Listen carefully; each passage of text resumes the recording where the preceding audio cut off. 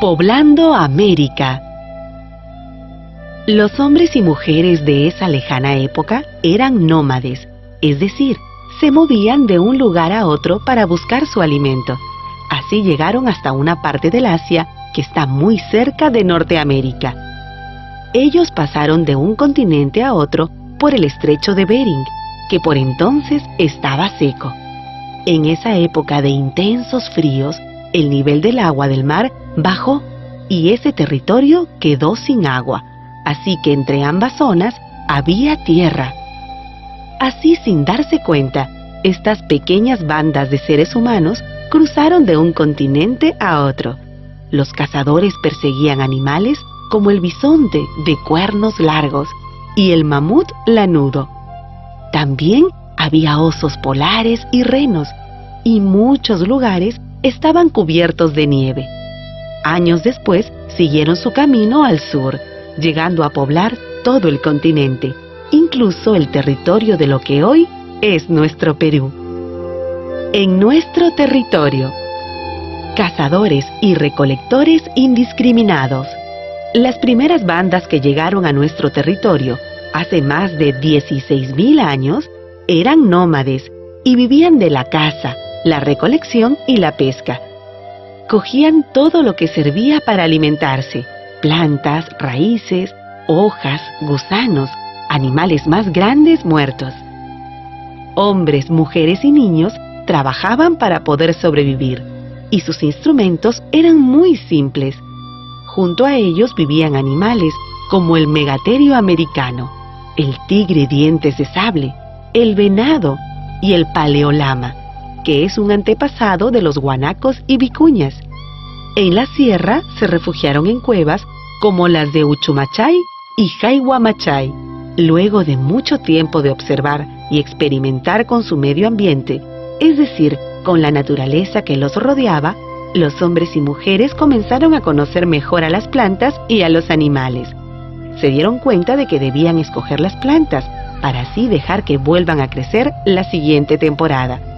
Aprendieron además que si cazaban a todas las hembras, la especie no podría reproducirse. Inventaron entonces una forma de cazar en equipo. Rodeaban a los guanacos y vicuñas y luego dejaban salir a algunas hembras y a los pequeños. Esto se conoce con el nombre de chaco y se practica hasta hoy. Escenas de este tipo de caza se pueden ver en las paredes de la cueva de Toquepala, en lo que hoy es el departamento de Tacna. La domesticación de animales. Mucho tiempo después, hace más de 5.000 años, la gente de los Andes aprendió a domesticar a los camélidos. Empezaron a criarlos, cuidarlos y alimentarlos, y para hacerlo construyeron corrales. Pero como las vicuñas y los guanacos no se acostumbraban a vivir en corrales, comenzaron a cruzarlos para tener crías diferentes que sí se adaptaran a esas condiciones de vida. Así nacieron las llamas y las alpacas, que son los descendientes de cruces de guanacos y vicuñas. Estos últimos, guanacos y vicuñas, vivieron y viven todavía hoy de manera silvestre. Domesticación de plantas. Al mismo tiempo, en las márgenes de los ríos o cerca de manantiales, la gente comenzó a domesticar algunos vegetales. Al experimentar con las semillas y con las plantas, dieron vida a nuevas variedades que ya no vivían en un medio natural, sino en uno construido por la gente. Probaron qué cantidad de agua necesitaba cada planta. Escogieron las mejores tierras para cultivarlas. Aprendieron a sembrarlas. El frijol y el payar fueron algunas de las primeras semillas domesticadas en nuestro territorio. Y fue la gente que vivía en la cueva de Guitarrero, Ancash, una de las primeras en domesticarlas. La pesca. La gente que vivía en el litoral aprendió a utilizar los importantes recursos que ofrece nuestro mar. Al comienzo, ellos recolectaban mariscos en la costa y agarraban peces con las manos. Luego, los paijanenses, que vivían en la zona de Lambayeque, fabricaron unas puntas con las cuales cazaban a los peces. Unos siglos más tarde, los costeños fabricaron anzuelos con las espinas de los cactus y con conchas. Y mucho tiempo después, cuando ya se había inventado el tejido, empezaron a fabricar redes. Con estas redes, la pesca se desarrolló muchísimo. Manejando la tierra, el agua y el clima. A pesar de que la gente había domesticado muchas plantas, todavía no podía producir la cantidad de alimentos que necesitaban. Para mejorar las tierras donde cultivaban, secaron pantanos, sacaron malezas y piedras y aplanaron y removieron las tierras.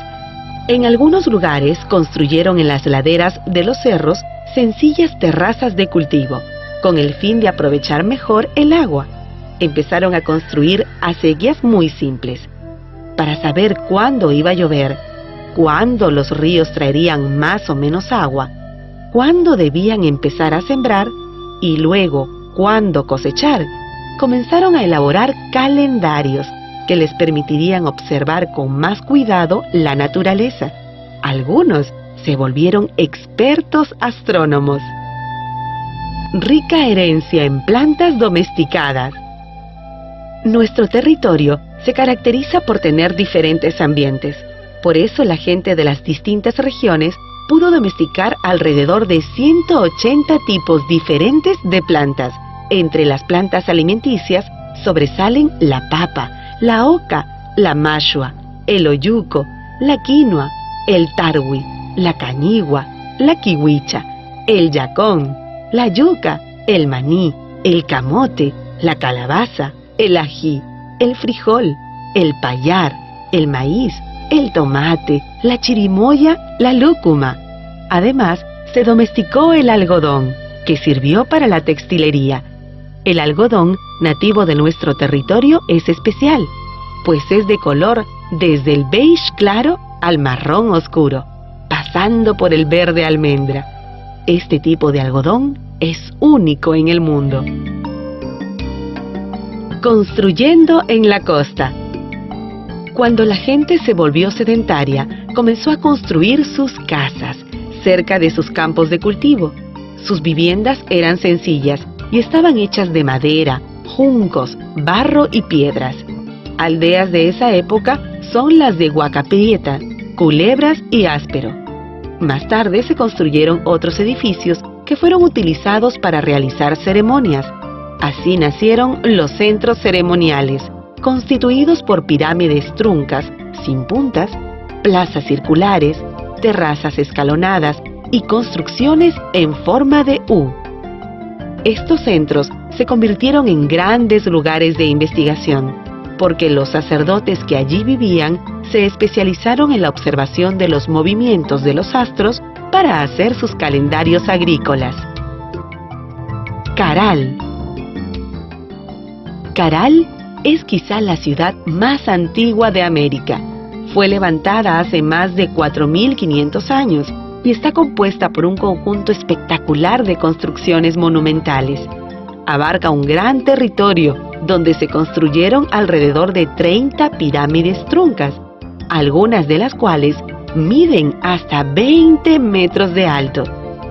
Los hombres y las mujeres de Caral vivieron no solo de la agricultura, sino también de los ricos alimentos que provenían del mar. Además, se han encontrado en la zona productos de la sierra y la selva, lo que demuestra que mantuvieron un intercambio con estas regiones. Kotosh. Estos edificios ceremoniales fueron levantados también en otras zonas de nuestro territorio. Destaca por sus construcciones especiales el de Kotosh, en la sierra de Huánuco. Allí, en una de las paredes de uno de los templos, se han encontrado las primeras esculturas, 2 manos cruzadas. Además, en los templos había un cuarto cerrado que tenía un hueco en el centro, que se conectaba con el exterior por un tubo de ventilación. En ese lugar los pobladores encendían el fogón, fuego que era alimentado por el aire que venía por el tubo.